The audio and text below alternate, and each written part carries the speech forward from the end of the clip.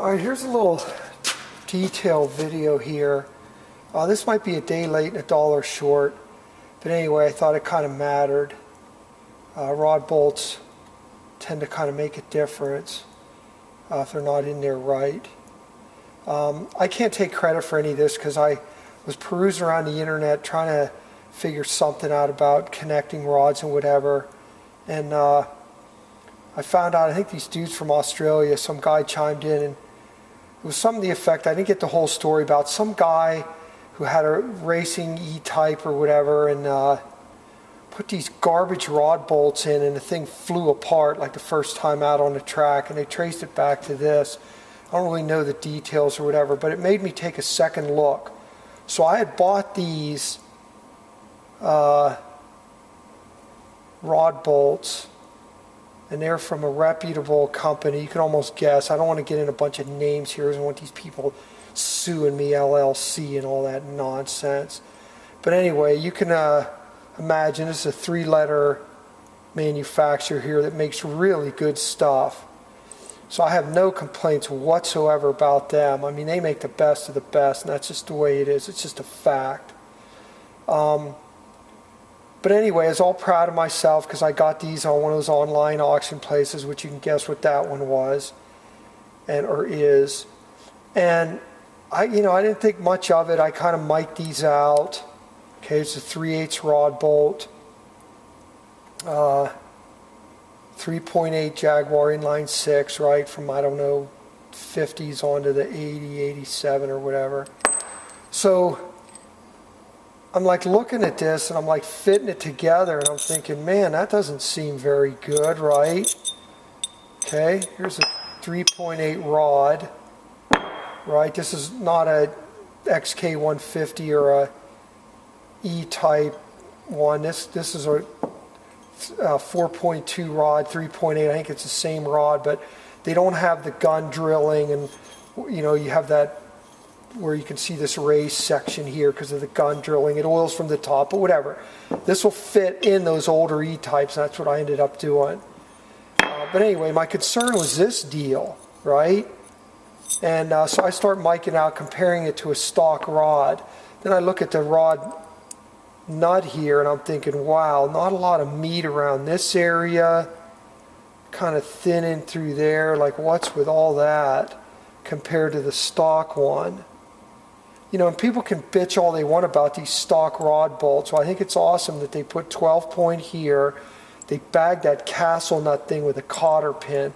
That's just an accident waiting to happen on a rotating assembly that spins that fast, that changes motion so many that little ears of the cotter pins fall off and fly around inside the engine, get caught in the oil pump and all that. Not good. So I'm not a big fan of that. But anyway, these ones are a 1/2,000 smaller on this shank part right here. About the same here. Here I can't really get a good reading on a stock one because it's knurling. But anyway, these are a slight drag fit down through here, the stock one. And this one just falls through there. Whoop. Okay, not good.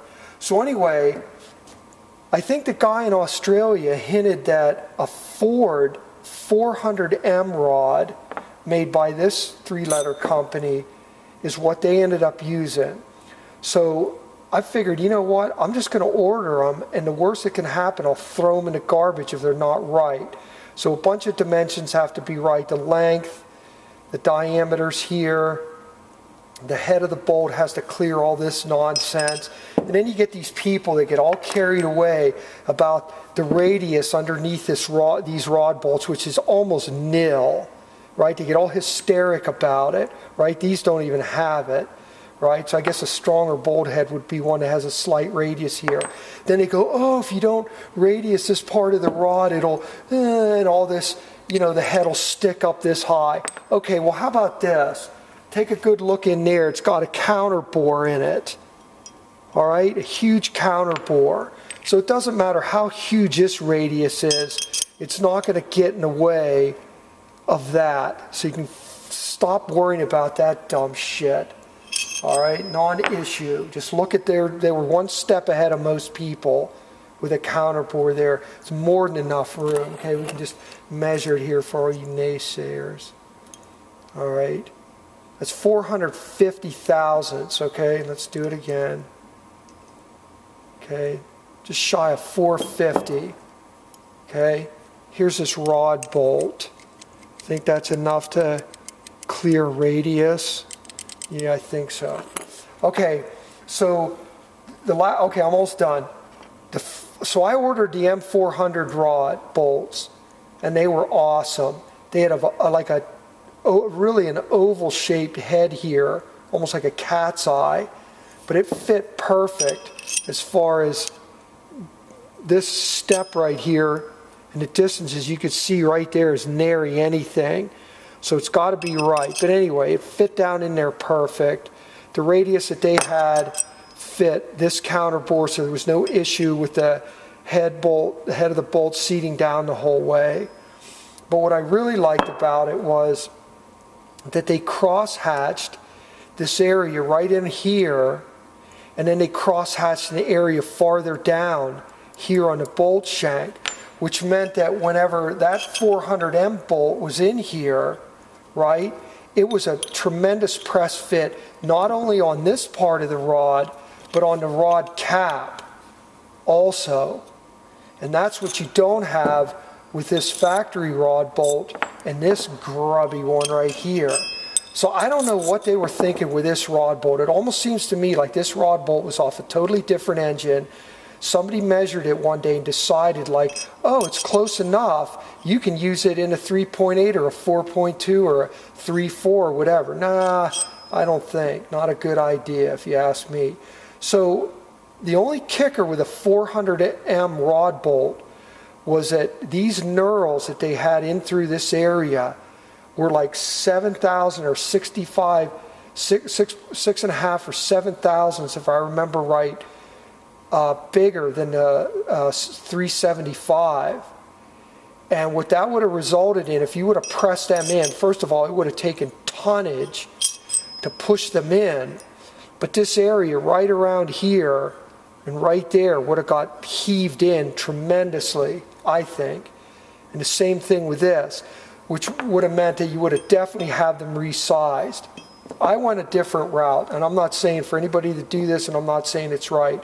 I ended up machining down that knurl to get, like, I forget, somewhere between 1 and 3 thousandths, I think is what I went for, to get a press fit in through here without mushing this all out and having to get these resized and whatever.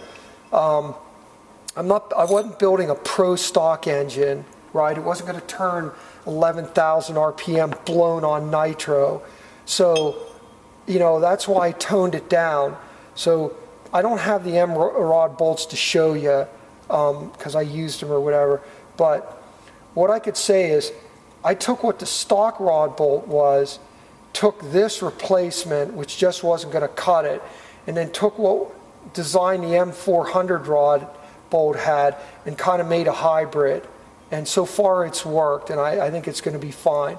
So anyway, one last little detail thing. I'm not a rod engineer, but I think with the forces that act on the rod, there are all sorts of goofy forces that do all kinds of swaying and pulling and elongating and whatnot. I think what they were trying to do with the M400 rod by having it such a hard press fit and having these knurls not only engage the rod body but the cap was they were trying to make this a one-piece unit when you bolt it together, okay? So that all these forces like this and like this and like this almost make it as if this rod is a one-piece deal. That's the point. The more stable that this becomes when you bolt it together, the less likely it is to fly apart and fail and all that, okay? So that's my story. That's what I did. And then the other thing is I did the rod bolt stretch deal, okay?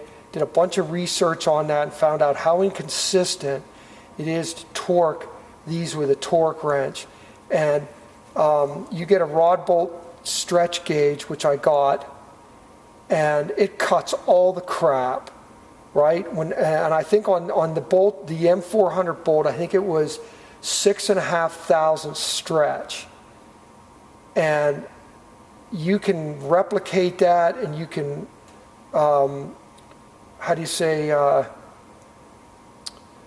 when you get the same reading over and over. I can't think of what the hell that word is, but anyway, that was the case. So I think that's the 100% way to go, is to go with a stretch bolt. That way it doesn't matter if your torque wrench is calibrated. It doesn't matter crap. You get that spec and you turn the nut on the rod bolt, however many you have to get that stretch, and it's epic. So I think that's the way to go. So that's what I did. Also rebushed the big ends, got them reamed out to fit the wrist pins and all that. And these are good rods. Okay, these are a good forged rod from the factory. And I don't think you'll have any failures if you do that. Get rid of that stupid cotter pin nonsense. Okay? You know, the stock rod bolts, some people say they're garbage. I didn't think, looking at these ones, now these are a little newer. This thing is off like an 86 or an 87. I think they're pretty decent, but I just wanted to not reuse the old ones and get a little bit better rod bolt for an inline six with a long stroke. A lot of strain on the rod and rod bolts with that type of motor. So anyway, there, I'm done. Hope you learned something. All right, 10-4 out.